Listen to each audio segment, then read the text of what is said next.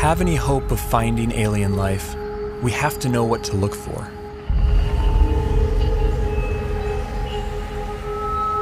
But where do we begin? How do we narrow down a seemingly infinite set of possibilities?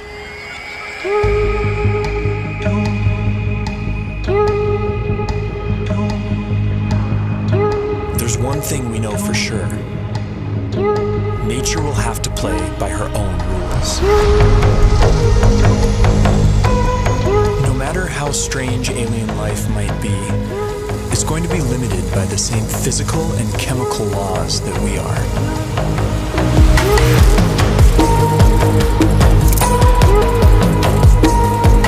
On top of this, each alien environment will further limit what kinds of life forms can evolve there.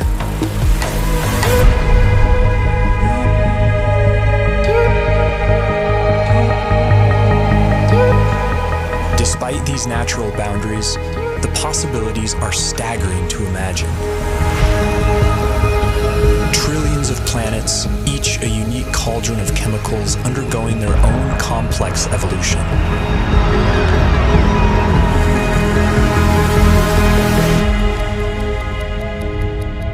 To guide our thinking, this museum of alien life will be divided into two exhibits.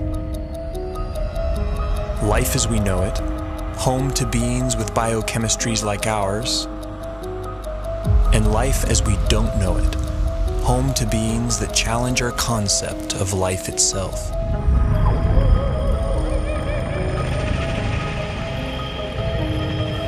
Before we venture too far into the unknown, we have to ask ourselves, what if alien life is more like us than we think?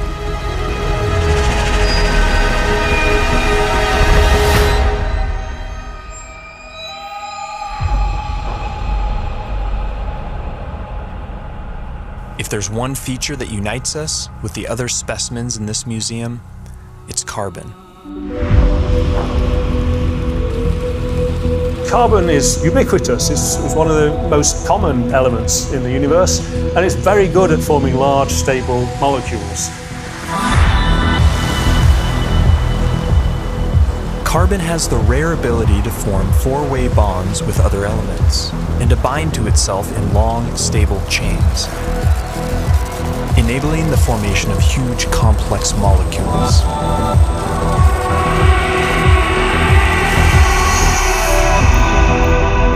This versatility makes carbon the centerpiece in the molecular machinery of life.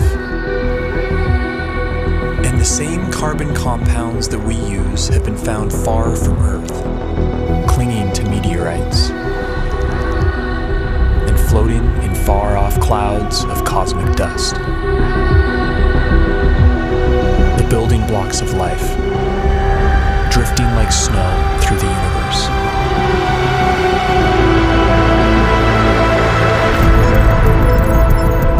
And if alien life has selected other carbon compounds for their biochemistry, they will have plenty to choose from.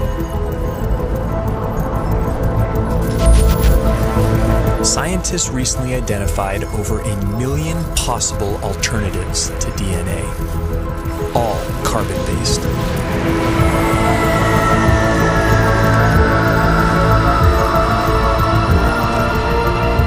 If we ever discover other carbon-based life forms, we would be fundamentally related. They would be our cosmic brethren. But would they look anything like us? If they hail from Earth-like planets, we could share even more in common than just our biochemistry. What would life be like on other planets if it has evolved? Would it be like the world today here on Earth?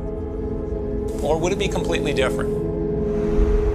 There are those who argue that from the argument of convergent evolution, if conditions on other planets are similar to here, then we would see very similar life forms. Animal and plant-like organisms that look very familiar.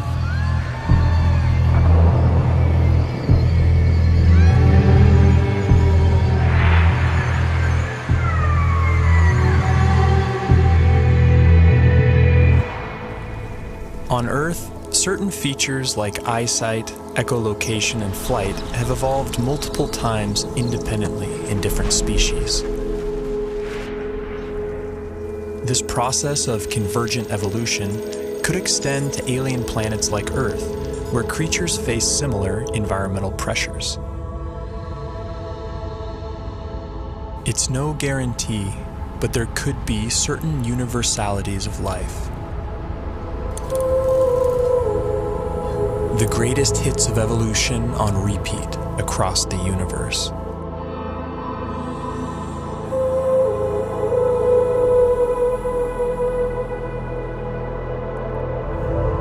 Each feature would be attuned to its local environment. Dimly lit planets would produce huge eyes to suck in extra light, like nocturnal mammals. Some people have gone so far as to say that human-type organisms, humanoids, will occur on other planets.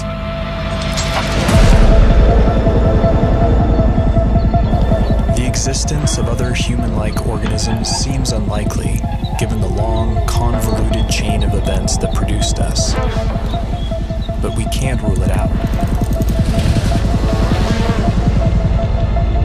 If just one in every 100 trillion Earth-like planets produced a human-like form, there could still be thousands of creatures like us out there.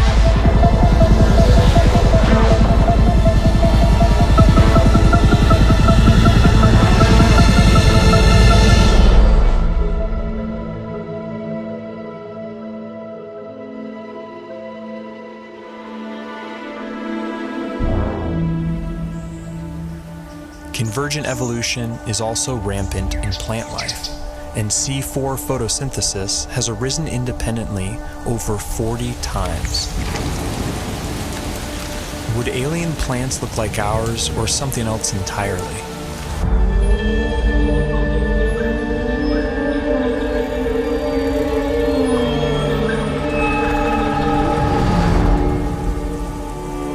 On Earth, plants appear green because they absorb the other wavelengths in the sun's light spectrum. But stars come in many colors.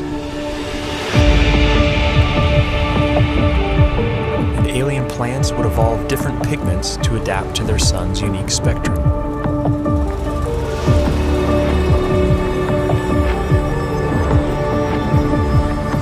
Plants feeding off hotter stars could appear redder by absorbing their energy-rich bluer light.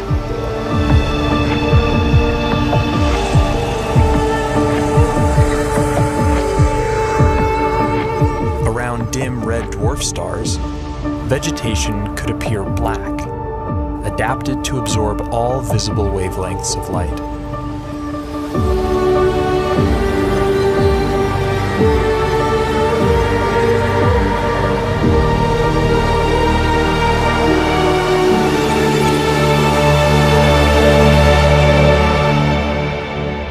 Earth itself may have once appeared purple due to a pigment called retinol that was an early precursor to chlorophyll. Some think that retinol's molecular simplicity could make it a more universal pigment. If so, we may find that purple is life's favorite color.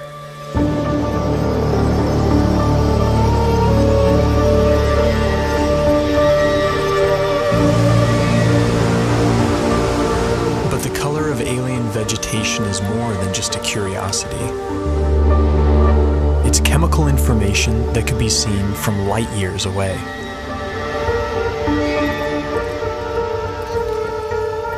Earth plants leave a signature bump in the light reflected off our planet. Finding a similar signal from another world could point the way to alien vegetation.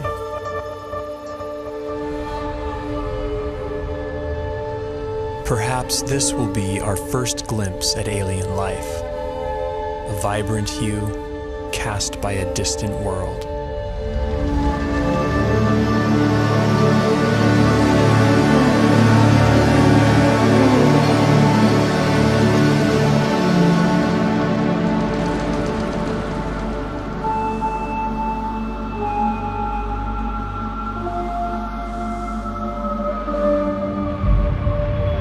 What happens when you change the day length of a planet? What happens when you change the tilt of a planet? What happens when you change the shape of the orbit?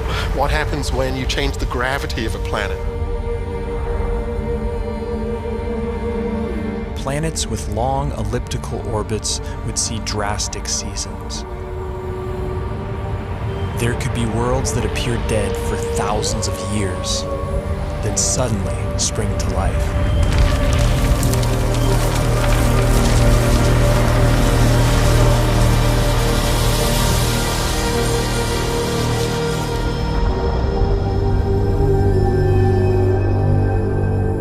Most of the rocky planets discovered so far have been massive super-Earths.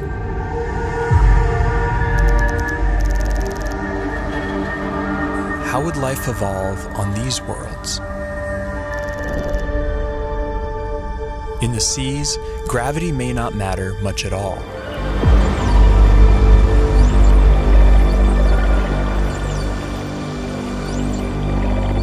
A high-gravity planet isn't high gravity all over.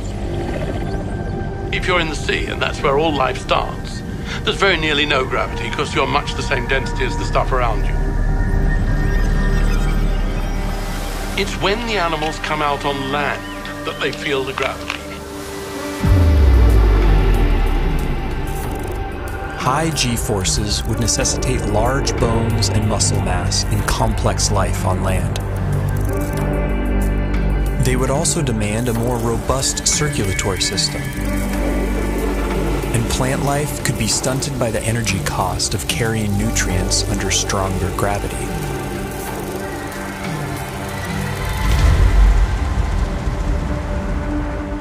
Low-gravity planets would more easily lose their atmospheres to space and lack a magnetic field to protect from cosmic rays.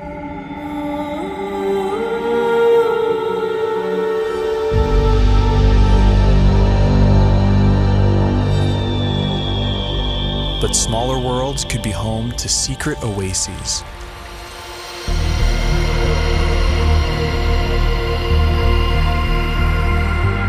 Huge cave systems that provide hideouts for life.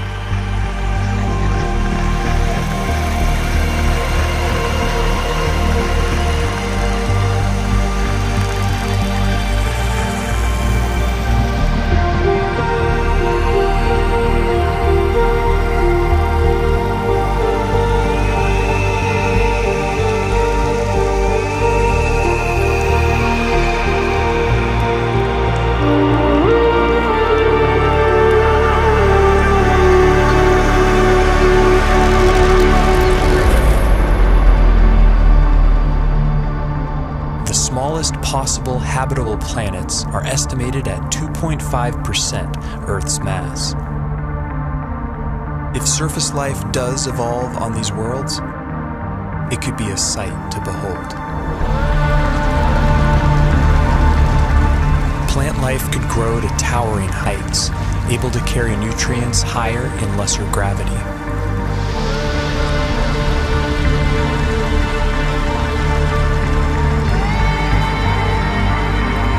Without the need for bulky skeletons and muscle mass, animals could have body types that boggle the mind.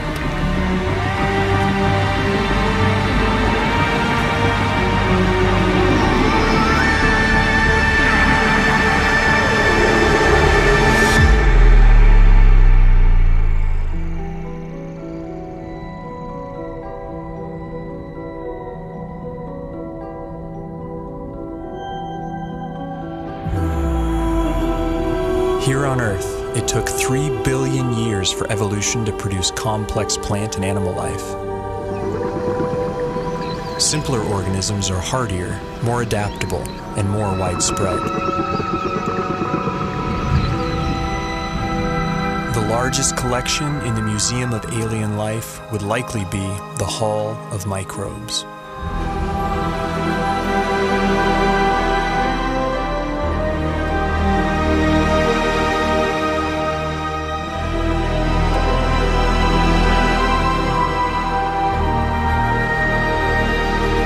Finding even the tiniest alien microbe would be a profound discovery.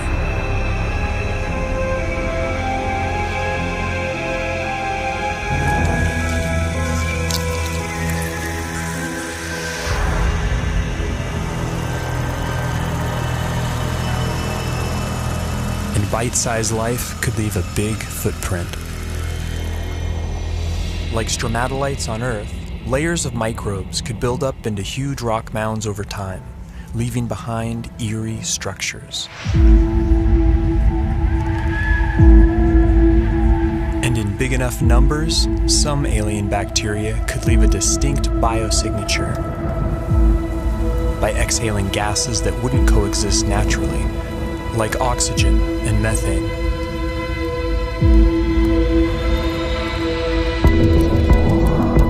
There's ways to make oxygen without life, there's ways to make methane without life, but to have them in the atmosphere together is almost impossible unless you've got biology making those gases at the surface. And it would have an imprint on the planet's spectrum of colors.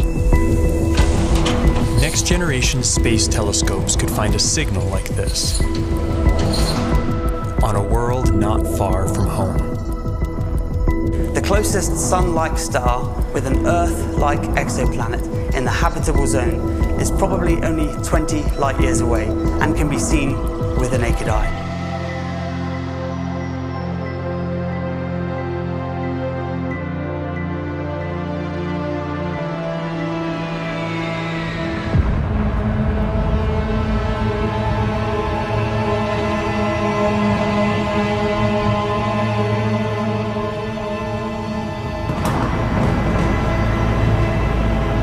Most brown dwarfs are too hot to support life as we know it, but some are just cold enough.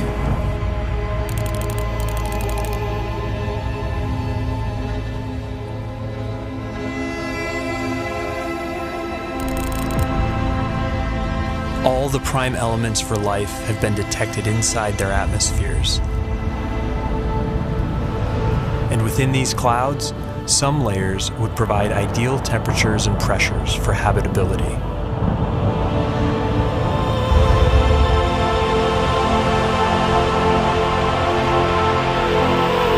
There could be photosynthetic plankton in these skies, kept aloft by churning upwinds.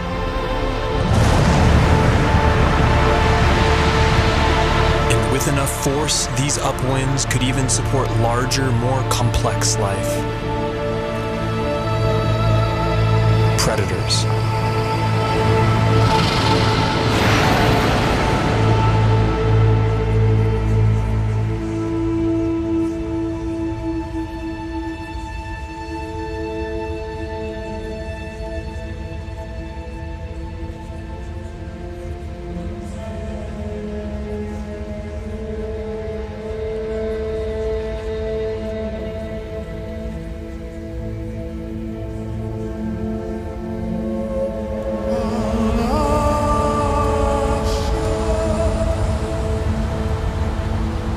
This raises a crucial question.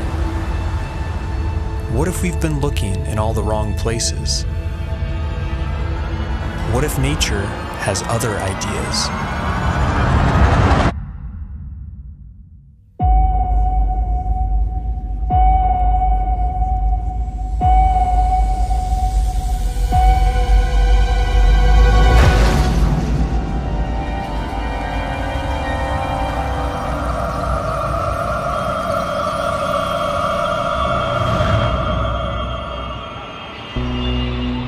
Most of the universe is too cold or too hot for liquid water and the biochemistry that supports life as we know it. But in case our biases are misleading, we have to cast a wide net to search for life outside the habitable zone, in places that seem wildly hostile to us. Exotic environments will demand exotic biochemistries, and while no element can match carbon's versatility, one contender is a frontrunner.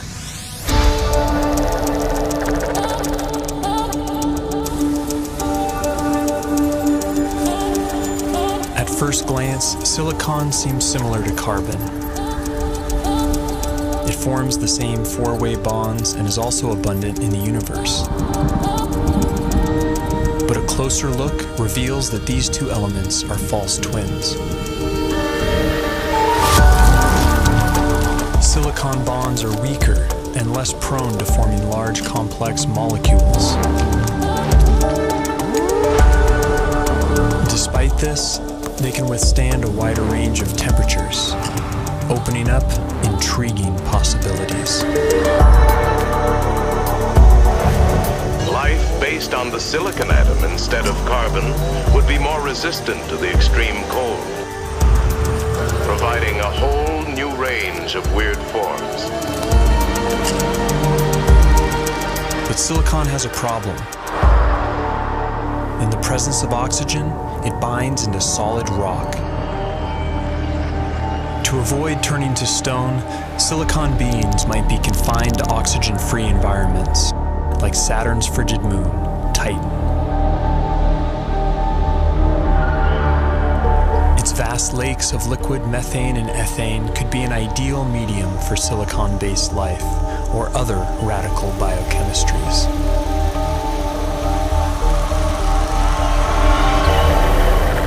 Without ample sunlight, beings on worlds like Titan would likely be chemosynthetic, deriving their energy by breaking down rocks.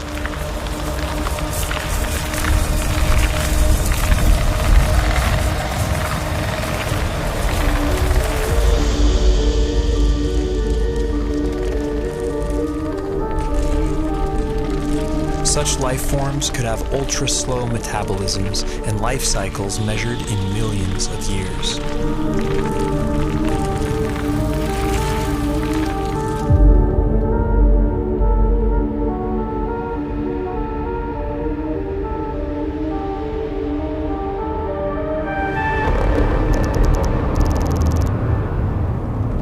In high temperatures, typically rigid silicon-oxygen bonds become more flexible and reactive, triggering more dynamic chemistry.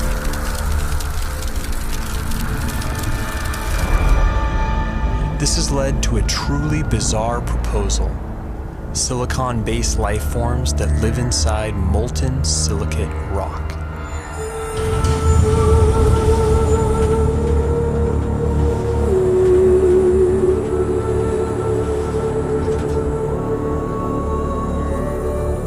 In theory, these forms could even exist deep beneath the Earth inside magma chambers as part of a shadow biosphere. If so, then the aliens are right under our noses. Other shadow biospheres have been proposed, forms of life living alongside us that we don't even know are here, including tiny RNA-based life small enough to go undetected by existing instruments.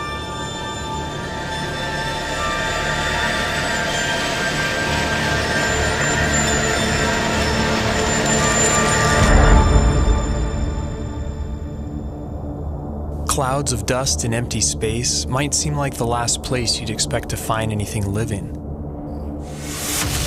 But when cosmic dust makes contact with plasma, a type of ionized gas, something strange happens. In simulated conditions, dust particles have been seen spontaneously self-organizing into helical structures that resemble DNA.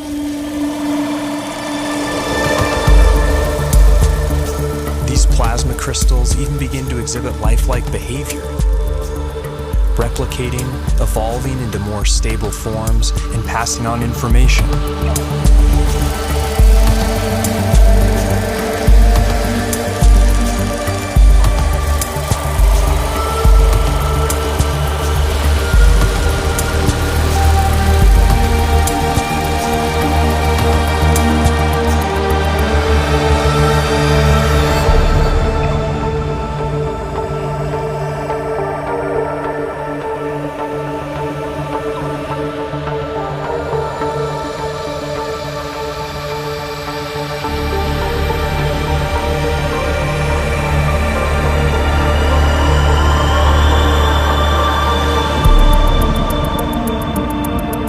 Plasma is the most common state of matter in the universe.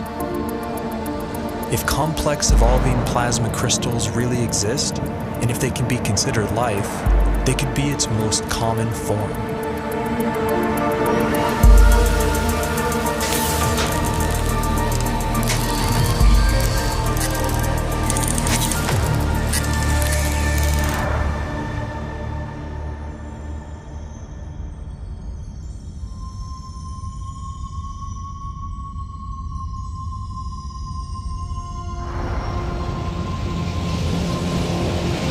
massive suns explode, some collapse into ultra-dense cores called neutron stars.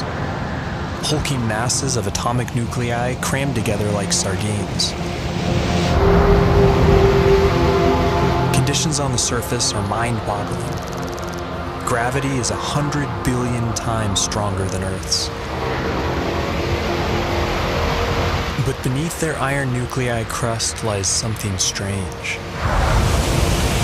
A hot, dense sea of neutrons and subatomic particles.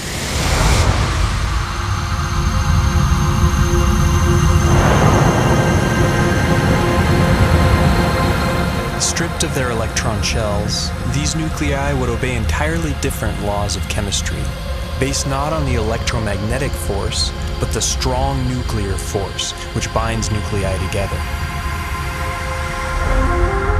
In theory, these particles could link up to form larger macronuclei, which could then combine into even bigger supernuclei.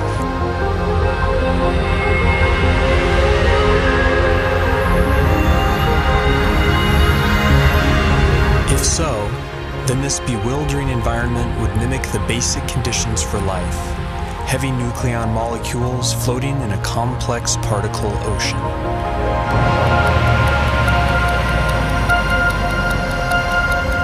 Some scientists have proposed the unimaginable: exotic life forms drifting through the strange particle sea, living, evolving, and dying on incomprehensibly fast timescales.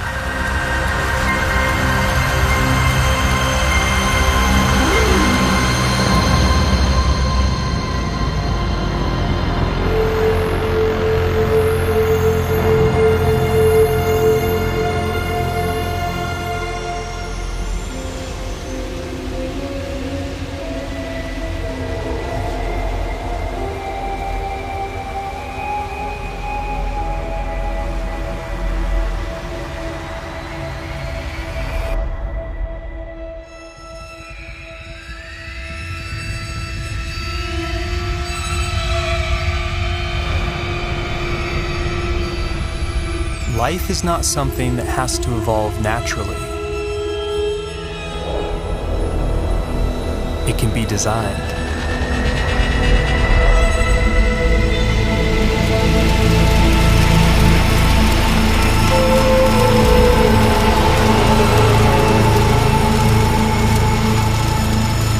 And once intelligence is introduced into the evolutionary process, a Pandora's box is opened.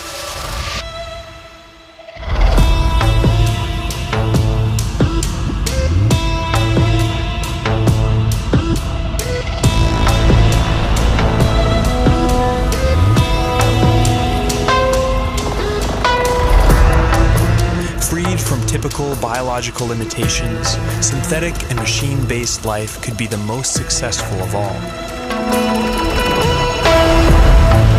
It could thrive almost anywhere, including the vacuum of space, opening up vast frontiers unavailable to biological organisms.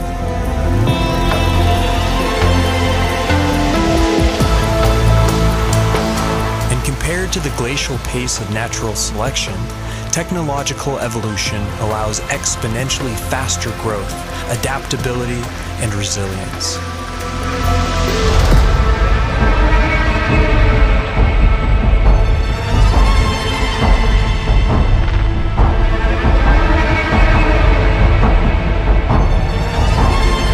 By some estimates, autonomous self-replicating machines could colonize an entire galaxy in as little as 1 million years.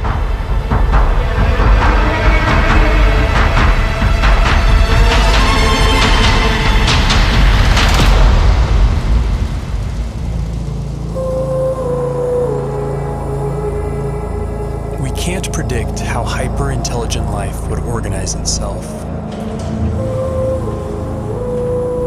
But in theory, there could be convergent evolution at play.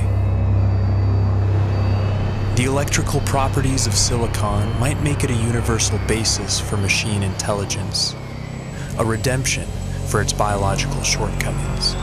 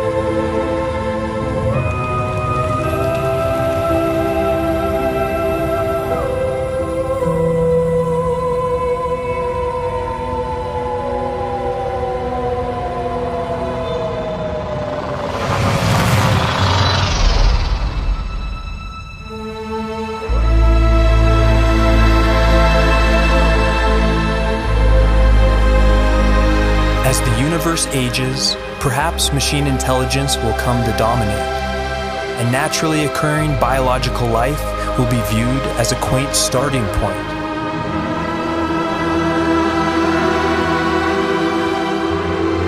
Perhaps we ourselves will lead this transition, and the great human experiment will be merely a first link in a sprawling intergalactic chain of life.